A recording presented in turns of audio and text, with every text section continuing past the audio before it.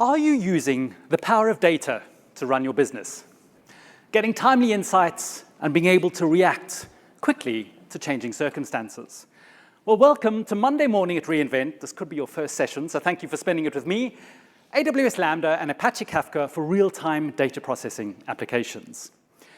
I think with data streaming and serverless, you get to manage and process data at scale and also efficiently. Best of both worlds in my view. And you want to do things from all types of your business, from all types of data, and I think there's a whole interesting parallel with serverless and data processing. But I also think that there are two different types of people in this room, I presume. Now, I've got glaring lights in front of me, so I can't see everybody, but there are probably people who are Kafka people in the audience. So if you know a little or a lot about Kafka, can you just raise your hand? Excellent, we have some Kafka people in the audience. But also, we have some Lambda people in the audience, seeing the talk is about Kafka and Lambda. So if you know a little or a lot about Lambda, can I see your hands, please? A good mix, a good mix. So this also means that there are going to be some people who know a little or a lot about Lambda and Kafka, but also people who know just about Kafka and just about Lambda and want to bring it together. So there are maybe going to be times in this talk where I'm talking about Kafka or talking about Lambda, and you're like, yes, Julian, I know about this bit already, I know about this bit already. But just think of the person next to you who maybe is on the opposite side of the two technologies we're bringing together, and they also want to understand some things that you maybe already know. So we're going to talk about data streaming in a number of things. I'm going to go over what data streaming is, some options for data streaming on AWS, and then cover a little bit of a deeper dive into the architecture of actually streaming data, what that looks like, how to process it with some various services at AWS, and then spend a good amount of time talking about how you can do streaming data, Kafka streaming data, but also with Lambda. And then, of course, the important thing at the end, we're going to cover some tips and tricks and information on managing performance, because that's the kind of thing, if you're doing streaming data, you want to get timely insights really quickly. There is a resources page. Sorry, let me just go back a slide. There is a resources page, which I've linked over here. And with a QR code, I will link this at the end as well. So yeah, this has got all the slides from the presentation and a whole bunch of links to various kinds of topics and further information. So if you haven't got enough information here in an hour, you've got a bit more time of reading you can do when you get to home. My name's Julian Wood, slightly longer hair than the picture, but I'm a developer advocate here, and I work a lot with the serverless team, and I love helping developers and builders understand how best to build serverless applications, and especially with streaming data, and how it fits well together with serverless. And also love helping developers to and work with our products teams to make sure that our product teams are building the best serverless products and features. So let's take a little bit of a look at data streaming, what that all is. The world is moving from siloed data. On the left-hand side, in a sort of older, traditional kind of way, you've got data in many different parts of your business. This may be databases, OLTP, it's got, in lots of different kind of devices, lots of different lines of business, all different kind of places. And everyone had different use cases for data, and data was pretty siloed in different kind of ways. But in a sort of modern way, when you want to take action on your data and you want to get great insights onto your data, well, a modern data architecture is far more connected. And you've got far more different services and far more different things that need access to that data to get your timely insights. And you may be using something like, on the slide on the right, you've got S3 as a data lake, or and using Amazon Athena to do various kind of things. And maybe you've got, some machine learning with SageMaker, or you've got an OpenSearch cluster that needs to access that data, or you are sending that information to Kinesis, another data streaming product, or Amazon MSK, which we're going to cover today, all about Kafka. So it's about this connectivity with data nowadays that really you want to be able to derive your insights. And there's also a time aspect from this, because we're going from a sort of historical, traditional batch processing thing, which is obviously, by days or hours, where you're doing, maybe even month-end process, or maybe even, every single 2 weeks or every kind of week. And this batch intelligence is great, a huge amount of data you can process, but it isn't particularly quick. And so we are moving into a world when you want to be able to do time-critical, actionable, preventable, and predictive analytics and information on your data. And so if we look at the sort of two different sides, it is all about this timely thing to react to new information. And, as we were mentioning before, the batch processing, when you've got, hourly serverless logs, real-time metrics, you maybe got weekly, monthly bills that are then created by a kind of system, and you can then move to a more reactive system where you can maybe do something like spending alerts. So instead of getting your bill at the end of every week or every single month, well, now you can have a cap on your bill. If something happens, you can react immediately. If you are analyzing clickstream data, well, it is sort of useful to get a report at the end of every single day that what's going on. But what is more actionable is if you're getting live clickstream data as people are using your website or using your product to find out what they're doing, and you can iterate and act on that analysis far quicker. And then an obvious example is customers like financial institutions. They want to do fraud detection. Fraud detection reports isn't going to be particularly useful only at the end of the day. Real-time analytics, if somebody is using your credit card or some fraud is happening, they want to be able to stop that transaction immediately. So it's all about time, and stream processing compared to batch processing allows you to have these insights based on time. Lots of different use cases all over the world. So if people are new to the whole streaming kind of thing and wondering where it fits, basically everywhere. And I know that's slightly a cop-out comment, but it is sort of true because you have sort of industrial information. Maybe you've got sensors collecting vast amounts of information from tens, thousands, millions of devices even.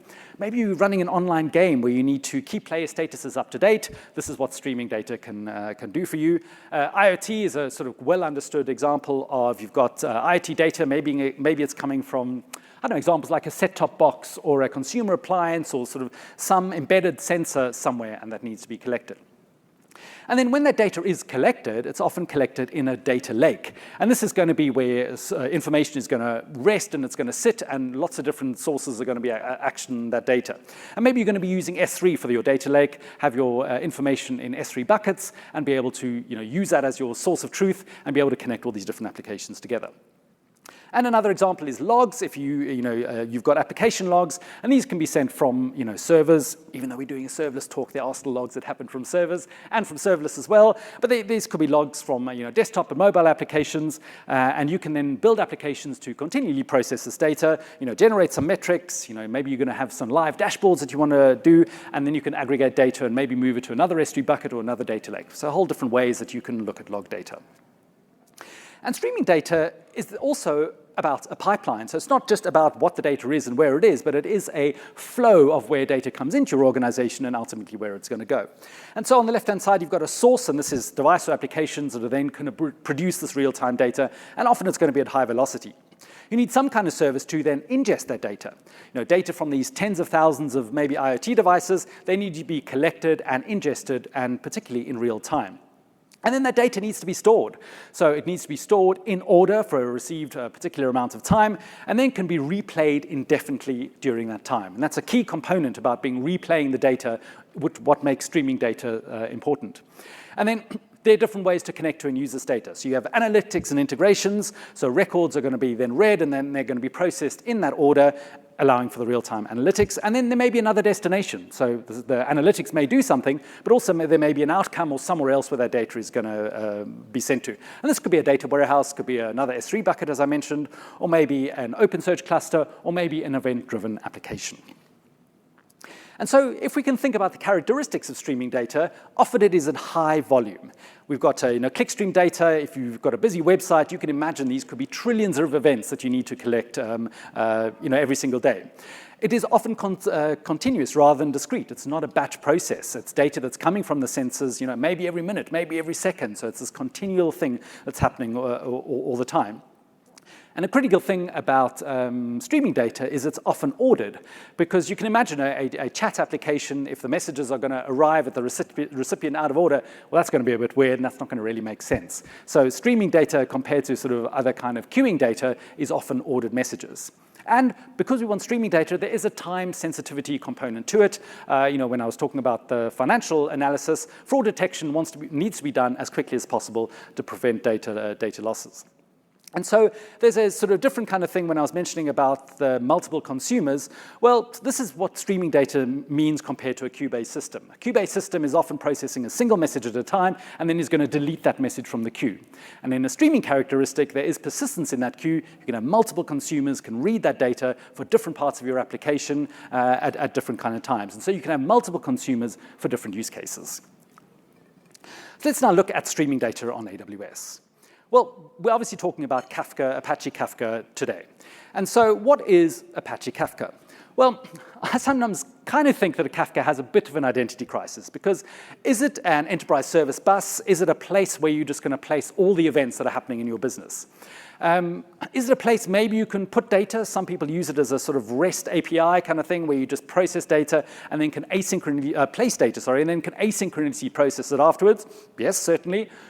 Some people liken it to a database. Now, it obviously hasn't got quite database with SQL semantics, but people think of it as a database because you can query data from a particular time. And so all of these things is one of the reasons people sometimes don't understand the whole power of Kafka. And I think the reason is that because it does all of these different things, and all for good reason. And so Kafka sells itself as a streaming platform, because it's a whole different ways that you can aggregate and use your data. Using REST asynchronous processing. It is a service bus, and it can act in a way like a data store. And there are many different ways that you can run Kafka. You can obviously just install Kafka on premises. Wherever you go, on your laptop, you can install it. You can install it in your co-location data center, wherever else, or of course on an EC2 instance in the cloud. And you can just run and manage Kafka exactly the way you want to. Amazon has called Amazon MSK, which is managed streaming for Kafka. And this is just a managed service where you don't have to worry about a whole bunch of the stuff of managing Kafka yourself. And then there are obviously third parties who do a great job with Kafka as well. Confluent is one of the companies that defined Kafka, which was born out of actually LinkedIn. And so Confluent run a huge, big Confluent Cloud, which is a SaaS platform where you can just consume Kafka within the cloud. And also you can run Confluent Platform, which for on-premises, or if you want to install Kafka and have a bit more control over Confluent's version of Kafka. And you would think that, Kafka is done by all these big companies, but there are actually new entrants to the Kafka market which are also doing some incredible things. And examples of Red Panda and WarpStream. And these are taking Kafka to the next level. They're running a Kafka-compatible API, but they are dramatically simplifying either the compute aspect of it, or the networking aspect of it, or the scalability aspect of it. And so really new entrants to the world. And in fact, WarpStream was actually recently bought by Confluent, and WarpStream has got a really interesting way that they can have much more efficient and cheaper clusters that you can run. And so the message is that Kafka is ever evolving. On the Amazon MSK side, MSK just makes Apache Kafka more secure, highly available, and accessible to your organization. And the whole nice thing is it allows your developers to then focus on application development rather than a lot of infrastructure that Kafka does actually need. So you don't need to do provisioning, configuring, and tuning of the Kafka clusters and the Kafka Connect clusters. It's obviously fully open source with all of Apache Kafka. So that's great. That means if you've got existing applications, you've got existing tools, these are just going to work straight out of the box. There's no application code changes required. So obviously, this is AWS. Security is job zero, which means it's the most important priority. So it is highly secure. It means you can easily deploy these applications within your VPCs, and it's got built in with a whole lot of Amazon and AWS authentication and authorization. And because it's fully managed, we can do this at scale. And so we try to offer this fully managed at Kafka. And some people say it's sort of about a 10th or a 13th of the cost of other providers. So there's a good benefit to using MSK. And if you look at the sort of fully managed aspect of this, if you're running your own Kafka on premises, well, you've got to do everything, literally from the networking to the AV, to the HVAC, to everything, all the way up to your application. That obviously, you can do that efficiently at scale. That's going to cost you money in operational overhead. If you're running it on EC2, great. The cloud's going to take over a lot of that data center operations for you and the operating system install. But you can see there's a whole stack of things that you need to install, from your brokers and your Zookeeper and all that stuff that's involved in Kafka. And so Amazon MSK just abstracts that all the way from you, takes away the undifferentiated heavy lifting, and it gets you to focus on that very top bit, which is your application and your optimization. Of course, it's the world of serverless. Everything is moving in a more serverless way. And so Amazon MSK Serverless is a flavor of serverless, a flavor of a serverless runtime for Kafka. And this means you don't need to configure, optimize, you don't need to secure or operate any clusters to run your applications. And this is awesome. You don't then also need to worry about over-provisioning or under-provisioning your resources for your data processing jobs. This is just going to be handled as part of the service. And so you pay for just how much data you stream and then how long you're going to store it for. So it's an amount of data, an amount of storage, and then MSK is just going to figure out how best to handle that data. And so, this is super beneficial for customers that want to avoid managing and operating the clusters. And they simply would just want to run the applications using open source frameworks. So let's take a little bit of a look at what actually streaming data is and a bit of the architecture of streaming data. Well, in the Kafka world, you have the concept of producers who's going to produce information. So this is going to be that IoT device. This is going to be some producer that could be part of your application, anything. And you have consumers on the other end, one or many consumers, who need to consume that information.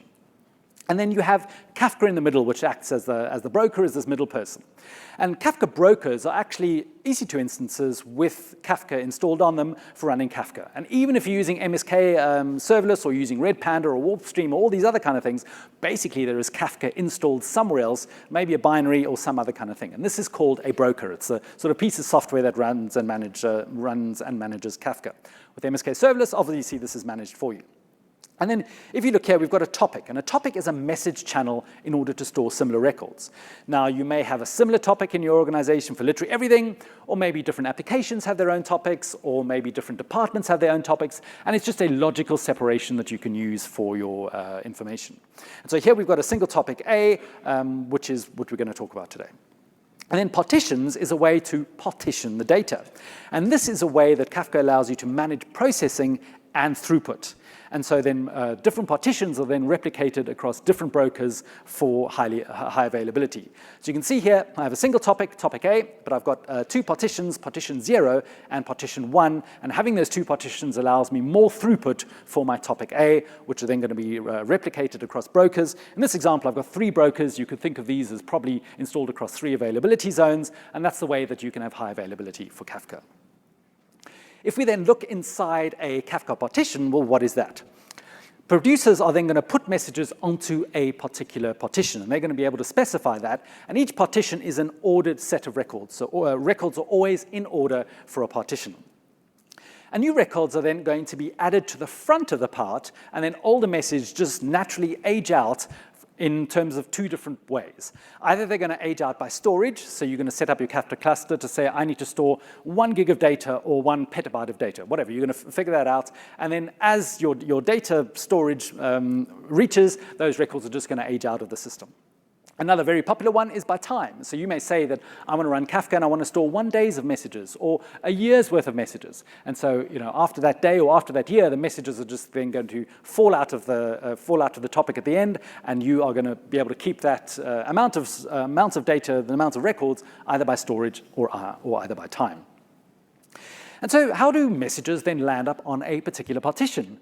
Well, the producer can specify what is called a partition key. And a partition key can be a whole bunch of things and can be very varied. And then what happens is there's an MD5 hash function, and so that's what happens in Kafka. Kafka is going to receive that message, takes the message, runs an MD5 hash function on the partition key, and that then allows it to work out what partition it's ultimately going to land up on. And so the broker is always going to use the hash, always going to then place it on the same partition. Anything that has the same partition key always lands up in the same partition, and hence this is where you can get the ordering, because everything is always going to happen in order per partition. And so you can see here, you can also have multiple partition keys may land up in a single partition. We've got partition key 2 and 3 over here. They do happen to come from the same producer, but they could have come from separate producers. But with the MD5 hash function, they're always going to land up on the same partition. So this is really cool. If you've got a whole lot of disparate producers, all they have to do is agree on what partition key strategy they're going to do, and you're going to be able to maintain ordering across your whole, from your different producers, based on obviously a time aspect if you've got multiple producers. So partition assignments, well, how do you pick which one to do? Well, depending on your application and their needs, you could use a random hash. So this can just be a random partition key, and this means it's your records are then going to be randomly set to different partitions. And this effectively allows you to load balance records across all available partitions. So if you have a very random hash and you've got a partition key that is ultimately random per record, that's going to be a really efficient way to use as much processing, because you're going to be able to spread the messages across all partitions and be able to get as much throughput as possible. Maybe you want a time-based hash. So maybe you want a group of records to a single partitions if the records arrive at the same time. So maybe this is the same time per minute or same time per hour or maybe the same time per day. But anyway, you get to configure this. And ultimately, an identical timestamp or part of a timestamp is then going to be used. It's going to then result in an identical hash, and the message is going to land up on a particular partition. And often very common is you want even more control, not time or not random, but you want to do something application specific. So example over here, we've got a customer ID, which we're going to use as the key. So that always means that all records for that particular customer are routed to the same partition and always arrive in order. So this is then going to be super useful for maybe some downstream aggregation logic, because you know if a consumer is going to be consuming that particular partition, it's always going to get the same customer's information in order. This kind of thing you need to think about with throughput as well is, well, that may limit the capacity of records for the customer ID, because if you have maybe a single customer which is producing a huge amount of records and other customers not many records, well, that huge amount of records from one customer is always going to land up on the same partition, and all your other partitions are not going to be doing much work. So this is just different ways to think about how your partitions work, which is going to be relative to your throughput. So in Kafka, there is also the concept of an offset, and it's an offset number, and this is just a position in the stream. And this is where to track where the consumer is reading from a stream. Now, you may have one consumer or you have multiple consumers. In a Kafka or streaming application, it's very common to have multiple consumers. So we can see over here we have consumer number 1, and this is at offset number 4. So this is at record number 4 within the stream. That's the way to think about it. We've got a second consumer, consumer number 2, and this is at offset number 7 in the stream. So Kafka itself is going to remember which consumer is at which record, and so when the consumer says, can I have the next set of records, please? It says, oh, hello, consumer 1, you are at offset number 4, I will give you, 5 or whatever the next kind of records. And the same for consumer 2. And the whole thing is because in Kafka, you're going to have multiple consumers, and so obviously this does need to be tracked. So let's just switch a little bit and look at the different options of processing streaming data on AWS. There are a number of obviously different applications that you can use to process streaming data. You can use Amazon Event Bridge Bus, and Amazon Event Bridge I will show you shortly. It's an event bus router in the cloud. Amazon Event Bridge also has another part of its family called Event Bridge Pipes for point-to-point integrations. You can use the Lambda event source mapping, and we're going to spend a good chunk of the session today talking about the Lambda event source mapping from a serverless point of view. And then also from the Kafka native way, well, you can use Kafka Connect. And so Kafka Connect is something you install and manage on your Kafka clusters, and this can then push records to some other kind of consuming application. But there are other kind of ways, specifically for analytics, if you've got more advanced analytic workloads, and maybe you want to do maybe some stateful computation. So think of it, you've got sort of calculations over 30 minutes, for example, and these are probably going to be handled more by a managed Apache Flink or AWS Glue, and this is going to be a different way of processing that data, but it just means they're different kind of options. But you do need more analytics skill sets, obviously, to be running sort of Flink and AWS Glue to be able to do that. But for analytics workloads, the serverless component maybe isn't the best way. But the serverless way is more accessible to more application developers. So having a quick look at Amazon Event Bridge, it's a fully managed serverless event router on AWS and allows you to connect events to target downstream consumers. And you can have AWS events, you can have custom events, and also a whole lot of SaaS partners which integrate directly with Event Bridge. And then you can filter, transform, and do a whole bunch of things, and then send the message onto some other service. And it definitely parallels with Event Bridge and Kafka in the way that you are taking records, doing something with them, and sending them on somewhere else. Just in terms of a bit of a difference, well, Kafka is all about pulling events because it's an event stream, multiple consumers to pull events. With Kafka, you do require some sort of smart endpoints, so there's obviously a producer needs to be able to create and format a message in a particular way, and a consumer needs to be able to receive that. Kafka is obviously open source. You could run it on your laptop, you could run it anywhere, or you can run a fully managed version with Amazon MSK. Or Confluent or Red Panda or something like that. On the Event Bridge side, Event Bridge is more of a push mechanism where actually a producer would push a message to Amazon Event Bridge. Amazon Event Bridge is a slightly different model. It's not about streaming events. It's not about ordering. It's just about putting discrete events. A lot of AWS and partner integrations. It's a sort of low-code approach. You're not writing code or writing a consumer. You're just passing JSON messages around as well. And of course, it's fully managed. It's all serverless within the cloud. And so there is also a Kafka connector, and that's why I bring it up in the session today. There is a Kafka for Amazon Event Bridge where you can run a Kafka connector on Kafka and just push messages to Amazon Event Bridge. And the sync connector is helpful if you are managing discrete events. So it's not a data stream. Event Bridge is all about pushing and managing and filtering and routing individual events, and so you can use the Kafka connector, the sync connector, to be able to do that directly to Event Bridge. And that is open source, and so that's really available. And so for people who in the Kafka world, this is an easy way that they can manage that. But there is actually a separate use case as well, which is quite useful, where people do a whole bunch of Kafka to Kafka processing, where they'll maybe have a whole stream of events. And because Kafka is a complex and big sort of beast, particularly if you're running it on premises, you may have all of your data in a single Kafka cluster across multiple applications, multiple departments, or multiple kind of things. But then you want to be able to sort of then disaggregate that kind of data, and you want to be able to grab discrete events from a particular department or application or this kind of thing. And so sometimes people will have another Kafka cluster which can then grab the individual events from a single big Kafka cluster and then send those discrete events to be able to connect to all the rest of AWS via Amazon Event Bridge. And because Event Bridge is serverless, you just pay for what you use. Great integrations to send your messages, to Lambda, to any API on the internet, to machine learning with SageMaker. So this is a great way that you can sort of marry your Kafka world with your native AWS world. Then there's another flavor of Event Bridge called Event Bridge Pipes, and this is actually a sort of much more even fully managed way that you can create point-to-point applications. And this all manages the infrastructure and the mechanisms to connect two different points. And so you can actually pull data from Amazon MSK and Kafka event sources, also do some filtering, batching, and all kinds of things, and then send it onto a whole bunch of different AWS services. And I'll cover the difference between points and pipes shortly. So, for example, here's a Kafka use case using Amazon Event Bridge Pipes. It's going to pull something from Kafka, and I've got a filter. So a filter is to be able to say, these are some records I want, these are some records I don't want. I've got two different pipes, two different filters. I can grab two different kinds of messages. One I'm then going to send to Amazon SageMaker to do some ML inference, and another one I'm going to do a little Lambda function is going to be able to do some information to be able to pass the record on to any API destination on the internet. So let's look at some of the Kafka-specific things when talking about AWS Lambda. So in a way, there's sort of two main ways that you can consume data with Lambda. And Lambda is going to be a really flexible option because you can write any code in a Lambda function. It's not just a point-to-point integration. Amazon Event Bridge and Event Bridge Pipes is simple point-to-point integrations, but maybe you're going to need more for your data processing, and Lambda is a great solution for that. So there are two ways. One is sort of the Kafka way, where you use the Kafka sync connector, or this could also be the Confluent sync connector to be able to push stuff to AWS, and you can push it to your Lambda function. And so the Kafka sync connector is going to take care of polling the Kafka partitions and then calling your Lambda function to deliver those messages.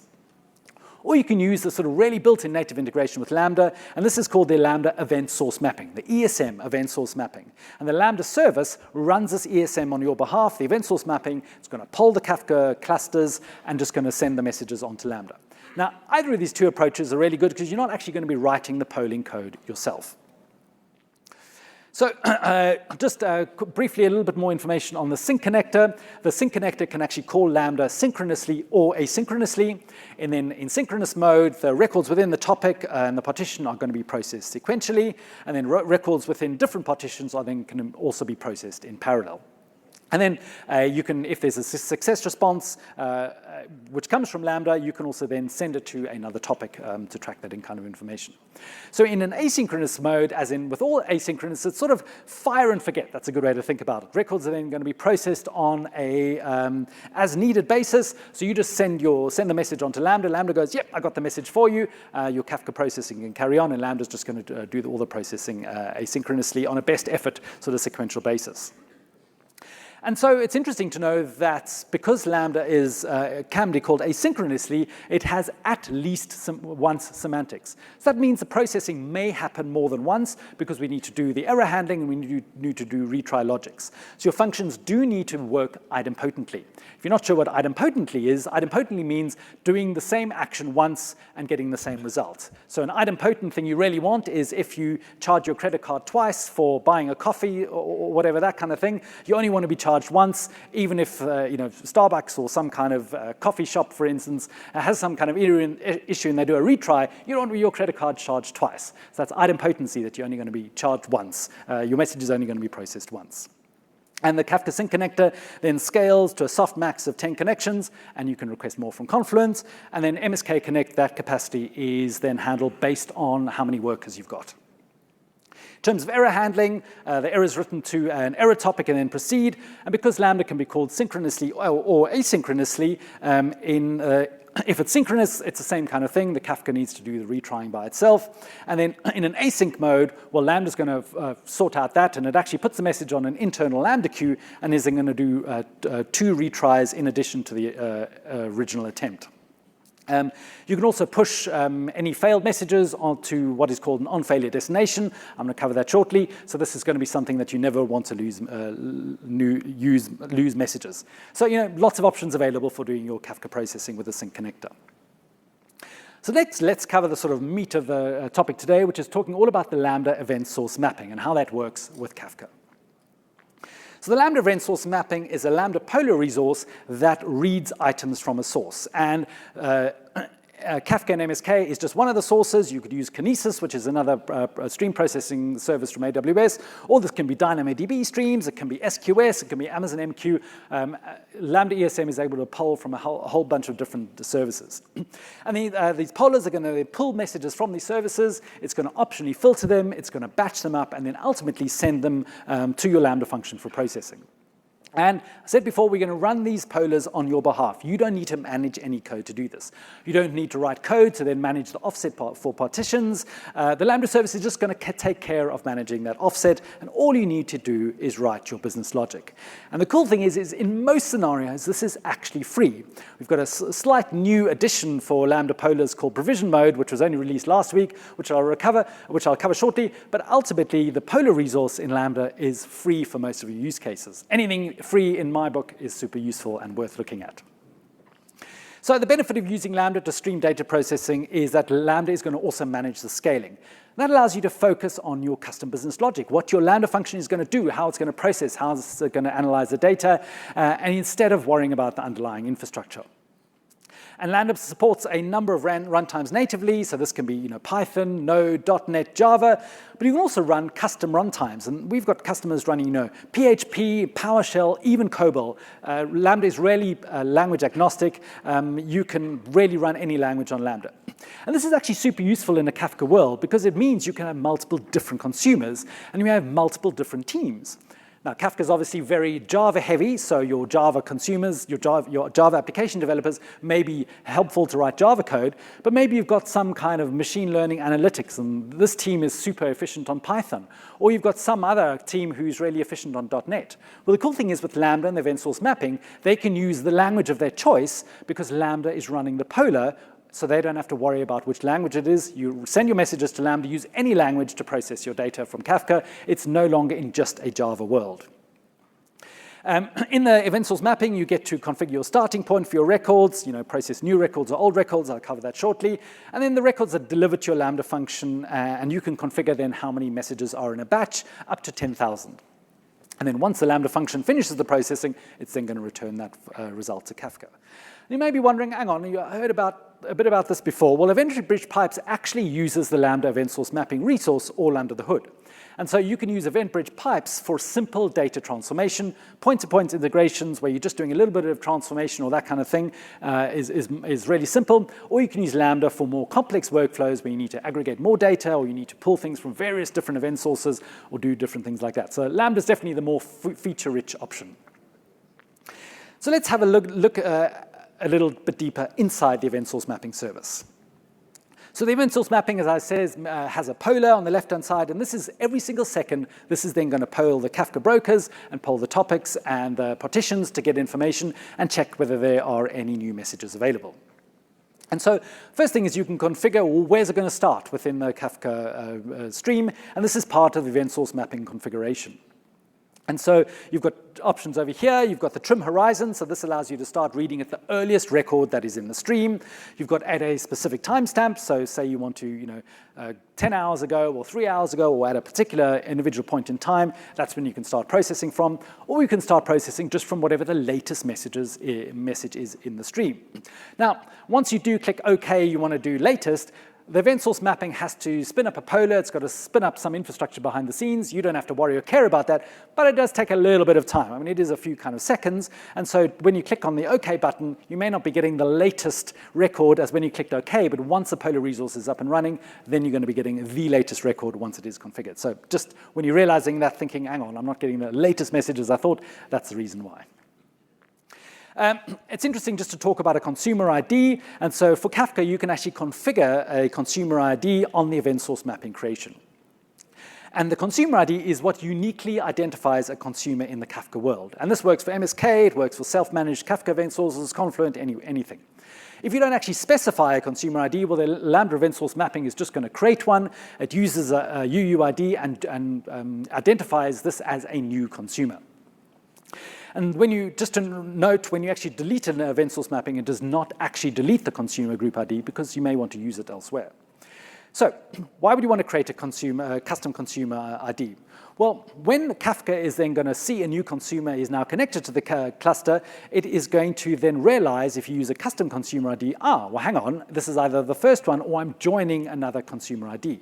And so instead of starting where Kafka recorded the consumer ID left off, it can continue from where the Kafka consumer ID left off from last time, or the trim horizon if the last record has already left out of the stream.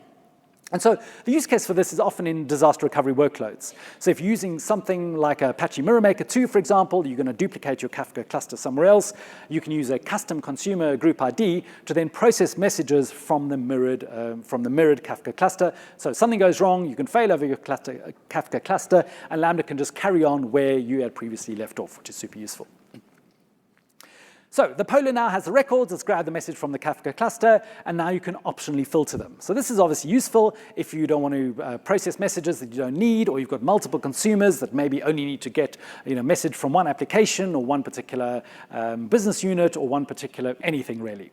And so you can explicitly choose which records you want to process. And then the filter records happens before the function invocation. And the first thing to do is this can obviously reduce costs because you only get to process the messages that you care about. And the filter is configured using a sort of JSON pattern, which you can see over here. And there are lots of different pattern matching options. And so this example over here, we're going to check a numerical value and only process messages where the tire pressure is less than 32. Now, maybe you've got a different Kafka consumer, which is then going to process messages where it's more than 32. So it gives you flexibility, or you can do greater than or less than, or huge combinations of examples for that pattern matching. And the cool thing to realize is if you're using EventBridge pipes, because it's using the event source mapping and actually EventBridge itself as well, it uses the same rule library, the same rule syntax, which is great for consistency. So if you're building event-driven applications with EventBridge pipes, or you're processing records using EventBridge pipes or EventBridge event bus, and you're using the Lambda event source mapping, your filtering logic can all be the same syntax, which is just super helpful to be able to move between different kind of services. Obviously, this filtering means you can have multiple event source mappings, different filters, which can process only the messages they care about. So then after filtering, the event source mapping is then going to group the messages that it's received into batches before sending them onto the function. So how are batches then defined? Well, there's sort of a combination of three different ways. The first way is you can use a batch window. And this is an amount of time to wait to fill the batch. And this can be configurable to immediately, so as soon as messages comes, up to 5 minutes. So you can say, wait for 5 minutes. Every 5 minutes, whatever messages are available from 5 minutes, I will process them as well. You can then also configure a batch size. So this can be a batch size of 1, so grab 1 record at a time, or which is the default, or it can be up to 10,000. So 10,000 records in a batch, it'll wait until there are 10,000 records available, and then grab that batch and send it onto the Lambda function. Or the last one is the payload size limit. So Lambda's invoke payload limit is 6 meg, and this is for any event sources. If you're running Lambda behind an API gateway or anything kind of that, you're limited to 6 meg. And so the Lambda event source mapping, when it's approaching 6 meg, that will form the size of the batch. So let's look at an example how this looks like in a real-world practice with all the 3 examples. So here we've got a max batch window that is configured for 40 seconds. We've got a batch size is 10, and the Lambda max payload size is always 6 meg. So in the first scenario, the window starts from an arbitrary point in time. Let's say this was 7 seconds. And so at 47 seconds, because 40 seconds has elapsed, the max window has been reached. And so 5 records which were in that are going to be sent from the time period onto the Lambda function. In the second scenario, well, before the batch window ends, there are 10 available records, as this is what is configured as the batch size. And so 10 records are going to be sent to Lambda. So the batch window is particularly useful at low volume because it still allows you to process messages at a particular set time. But you also need to think, well, at high volume, if you've got too large a batch size, there may be a delay. So you sort of need to figure out for your individual application what is the sweet spot for your workload. And then in the third scenario, before the batch window was reached, before the batch size was reached from 10 meg, the actual max payload of 6 meg was reached, and so that record is going to be sent on to the Lambda function. So you can understand how the batch size works. And then once the batch is then going to be formed, the event source mapping is going to send the batch of records to Lambda synchronously, and then the response is going to be then sent back to Kafka. And I'll tell you what success and failure looks like shortly. So this is what a batch looks like for Kafka, which a Lambda function can then pass and process. And then it's going to include the record information. It's going to include the partition information, the timestamp, the sort of sequence number, the offset number that it was reading from, and then obviously the data that it's actually going to process. And this is just in JSON format, so you can do whatever you need in your Lambda function to look at that individual data. So looking at authentication options, SASL Scram is a very common application option for Kafka, and this is basically where you store a username and password, and a really good place to store this, the secrets, is in Secrets Manager. So if you're using MSK, then there is a sort of preconceived name, and the secret name does need to start with the Amazon MSK underscore to be able to use that. And then the event source mapping is going to connect natively to Secrets Manager. It's going to grab that information and then do the authentication. Amazon MSK Serverless actually only supports IAM, so that's actually, I think, quite helpful. It just means you're using the native integrations with AWS, using IAM with a lot of your different other applications. So if you're using the serverless mode, you don't need to worry about usernames and passwords. It is all just IAM related. And the actual MSK team, I think it was about a year ago, released some open source libraries for Python, Node, and Go, so you can also more easily use IAM authentication. This is obviously a bit more relevant for producers who need to then produce data to send it onto your Kafka processing. So it's not just Java, you can use all these different kind of languages. So remember that with event source mapping, Lambda is handling the polling, Lambda is handling the authentication, so you don't need to worry about this, you just need to consume data in your function. So the other fun-ish thing, I say fun in inverted commas with Kafka, is obviously all about networking. And there's you've spread across, especially if you're running Kafka yourself, you've got Kafka clusters across multiple availability zones. There's a whole bunch of networking that is required, and you're probably going to spend a decent amount of time when configuring Kafka looking at the message, at the networking.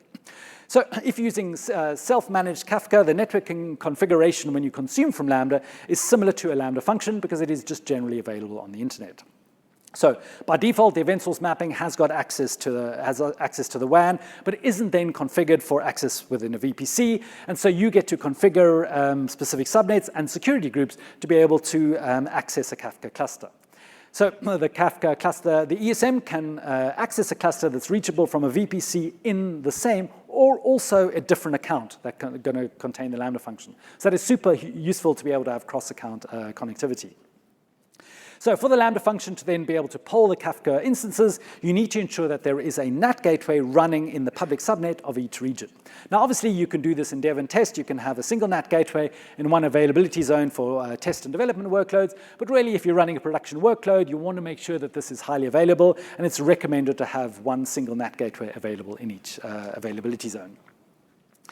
When using then MSK to then communicate with the MSK cluster, the MSK ESM is then going to create an elastic network interface in each subnet that is used by the cluster. And this is going to automatically create this. And this is similar to how, if you know Lambda, how a Lambda function connects to resources in a VPC. It's just going to create an ENI to be able to connect.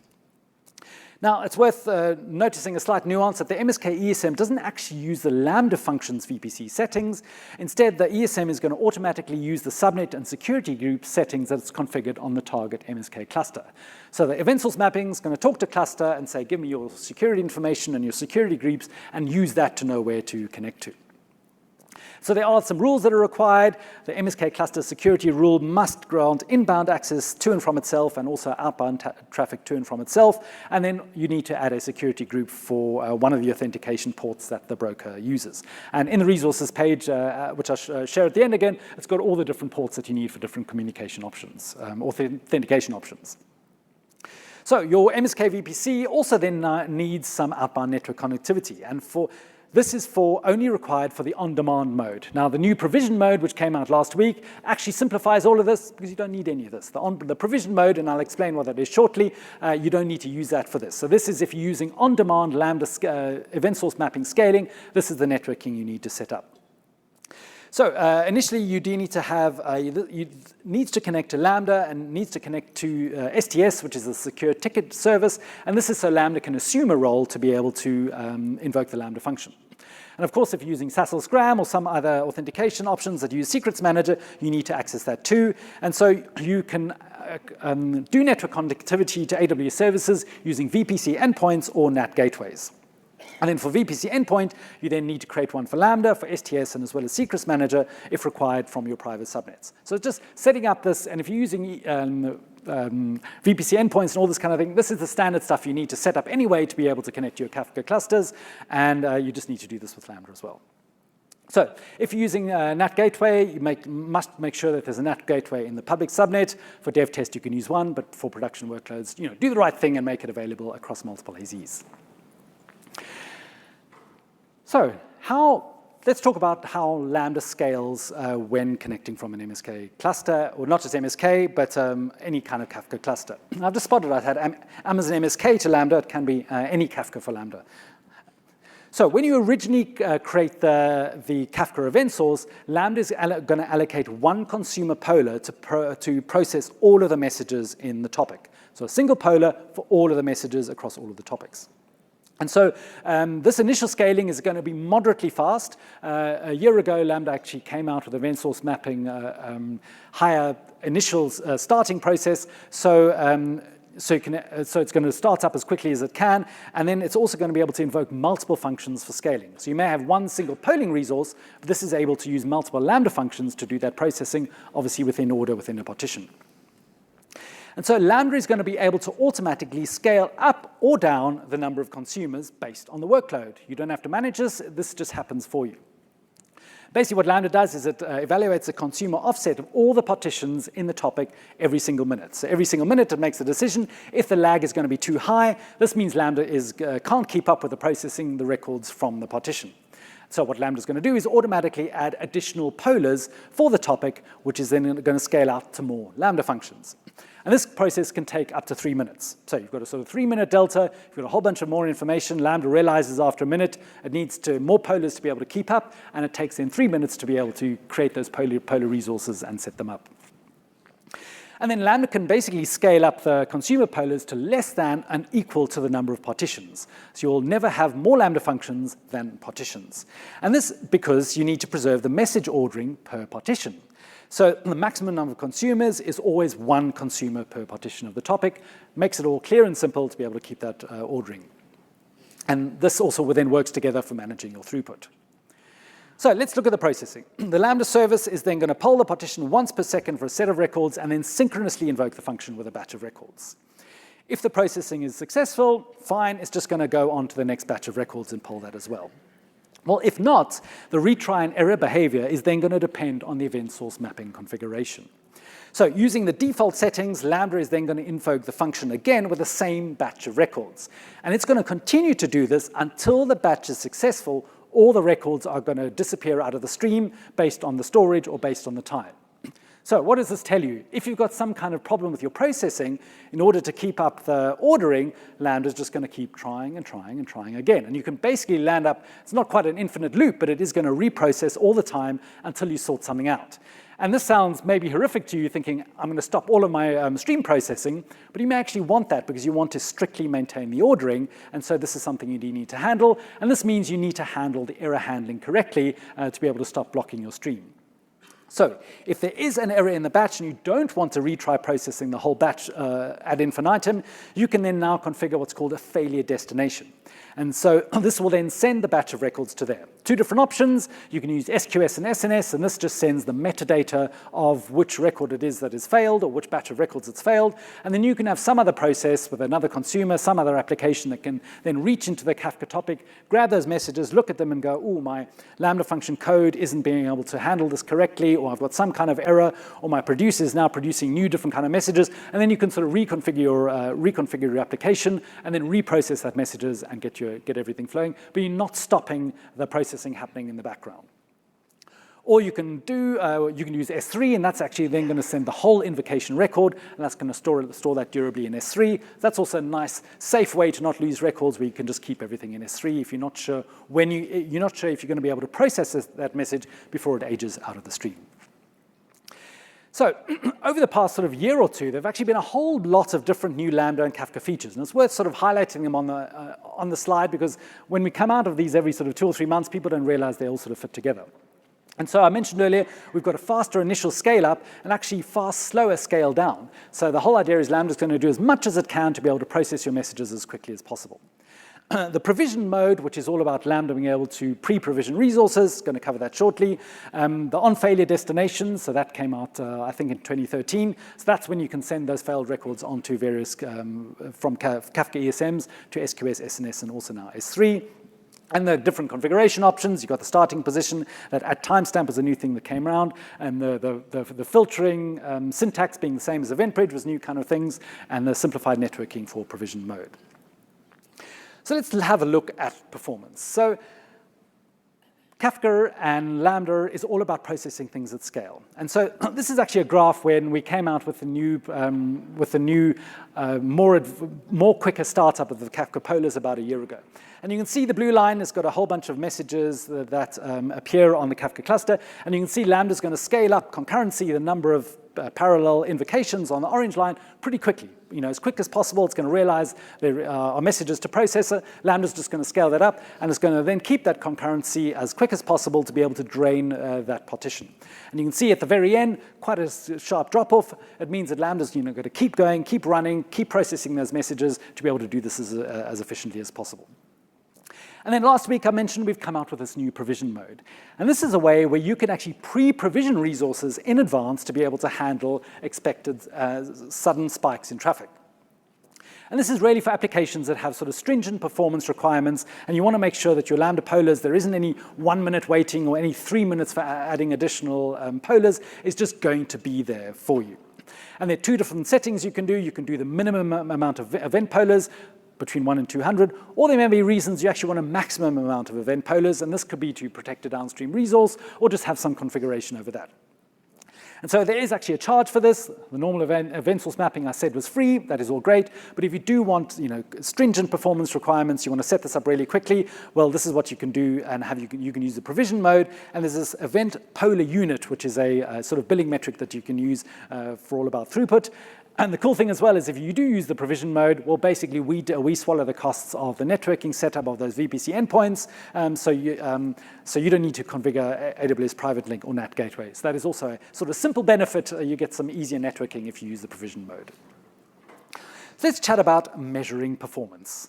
So there are 2 different aspects to measuring performance when you are consuming with Lambda. One is the individual Lambda function, and then one is the end-to-end process, all the way from when your producers are producing records to when ultimately they land up with your consumers. So 2 different parts of it where you need to think about.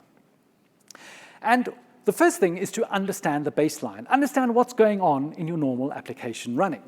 And so on the stream-based side of it, you want to know the average records per second. So how many records are arriving in a normal period of time? And you then want to know, well, what size are those records? So the average bytes per second. So this is your sort of normal day-to-day continual processing to understand what's happening from the streaming side. And then from the Lambda side, well, you do want to understand, well, how long does it take to process a single record? One record, how long does that take? Is it 100 milliseconds? Is it 5 minutes? How long does that take? And then also, how long does it take to process an average batch size? And this is the sort of starting thing that you want to know to understand what your application is doing. Because if something changes and your metrics are going a bit haywire, well, you want to understand what that is. Is it an increase in the number of records from the processing side or an increase in the size of the records? Has something changed? Have you got a new producer that's come online which is doing things differently? And then also on the Lambda side, well, do you have any function errors? Are you throttling? Have you got some concurrency limit that you've placed on Lambda, which is slowing down the processing? What's going on the Lambda side? And any sort of duration change or the number of invocations or any of the retries within Lambda, have you got an issue where Lambda's continually retrying and you're backing up messages in the stream? What has changed in your application? And you're only able to really understand this if you do understand your baseline beforehand. So of course, metrics is your friend. On the Kafka side, MSK is also automatically integrated with CloudWatch, and also you can push your own self-hosted Kafka metrics to CloudWatch as well. Some people aren't really aware of that you can use, even if it's anywhere you're running Kafka, you can then push your messages to CloudWatch to keep them in a single place. And you can then monitor the consumer lag and the consumer offset to know how your consumers are doing. And of course, in an open source world, Prometheus is also supported as well, so you can use open monitoring with Prometheus as well. And a lot of customers are using that and having great success. So there are also several useful metrics for monitoring your Lambda function consumers. You can set alarms on errors and throttles, and when these go over 0, you can then use that to investigate further. Any spikes in duration or may indicate a consumer is slowing down, so you can also then take corrective action. So Lambda is then going to also emit the offset metric when a function is then going to finish processing a batch of records, so you can understand from Lambda's perspective where it is in the stream. Now, the offset metrics, it's actually important to understand that this isn't a measure of time. This is a measure of the number of records where it is in the stream. So some people kind of think, oh, this is going to be telling me whether I'm falling behind in a time metric. It's not falling behind, it's just the number of messages that are in the stream. And if that is going up, you can then work out, things are going behind. And of course, it's going to depend on your individual message processing. And so it's going to indicate when the last record in the batch was finished, and you can then use this to estimate the latency between when the record was added and when the function processes it. So how do you manage throughput at scale? And especially if your offset lag is growing. Remember, offset lag isn't a measure of time, it is a measure of the number of records. So what can you do if your offset lag is growing? Well, on the Lambda side, you've got some options. Are you using filtering? Are you basically taking a whole bunch of records in your Lambda function, discarding them? Or why not use filtering on the event source mapping resource? It's going to be cheaper, it's going to be faster, and if you're going to avoid processing messages from your Lambda function, surely that's going to be a win. Another thing you can do is increase your function memory configuration. You add more memory to your Lambda function, and this is also going to proportionally add CPU, up to 10 gig of RAM and up to 6 virtual CPUs. More CPU, more RAM could cause your Lambda function to finish processing the records quickly, so this could increase your overall throughput. Maybe it's worth looking at your function code. Are there any optimizations for your function code? Are you importing some libraries that you're not using? Is there anything you can do in your Lambda function code to speed things up? Maybe you can increase the batch size. Maybe that is something that you're going to do, a larger batch size. If you have a Lambda function that maybe has a large initialization time or a large cold start, it's going to take a bit of time to spin up and then be really quick. Well, if you have a larger batch size, that is then going to be more efficient. And of course, manage your concurrency and your throttles on your Lambda side. Is your Lambda function not actually processing because it has a throttle, or you going over some kind of limit? You need to be able to sort that out, and maybe you need to go to the service quotas and be able to raise your limit for Lambda. Then on the stream processing, well, what are you doing with your partition keys? Are you using a customer ID, for example, and you are putting 90% of your records on a single partition, and all your other partitions are hardly doing anything? Well, that's obviously going to be an indication that you need to do some application architecture changes. So think of how you're going to more evenly distribute records using your partition keys. If you increase the number of partitions, it's going to automatically increase the number of Lambda consumers. We've seen that before. The maximum number of partitions is going to be the maximum number of Lambda functions. So maybe just adding more partitions is going to be the quick solution to be able to have more processing. Now, some people also say an option is to also buffer records at the producer side. People don't generally do that, but that is a way to be a little bit more efficient when you've taken a lot of different examples as well. So yeah, it's worth having that on the slide to know what's going on. So we've spoken about how you can increase the processing at the Lambda side and then also increasing processing at the stream side. Now, I mentioned some of the code things before. Well, if you're not aware, there is Power Tools for AWS Lambda. And this is an open source tool which is built out in the open by some very clever people at AWS and also by very clever community people. And there are a whole bunch of utilities for Python, TypeScript, Java, and .NET to handle processing streaming records and also other kind of things behind APIs or consuming messages from SQS. And so if you haven't or don't know about AWS Power Tools, this is a super useful library you can add to your Lambda functions. And there's a whole bunch of functionality which is just going to reduce the amount of code that you need to manage, which is going to be super useful. So a whole bunch of stuff we've been talking about, a bit of a dive deep into data streaming, different options on AWS, looking at the individual records and partitions and all that on the Kafka kind of side, how to process streaming data with EventBridge, Kafka Connect, and then a good deep dive into the Lambda event source mapping, and then also about handling and managing performance. So a lot of things we've done. The resources slide is there. The slides are already uploaded as well, so they're there, and a whole bunch of links to other kind of information. You're first on Monday morning, so there are a bunch of other kind of sessions which is related to Kafka and Lambda. So a Chalk Talk is going to be a much smaller room. It's about 60 people. Whiteboarding, you get to ask more interactively your questions, so that's going to be useful. A builder session, you bring your own laptop and you'll be able to build your own things with a whole bunch of people. So there's a builder sessions and there are 2 Chalk Talks. And also, if you want to dive a bit more deep into Lambda, I'm actually doing a breakout session this afternoon, best practices for serverless developers. You can continue learning your AWS, learn at your own pace and increase your knowledge, and you can even earn a serverless badge. But thanks so much for joining us here today. I appreciate Kafka's a lot, Lambda's a lot to go through.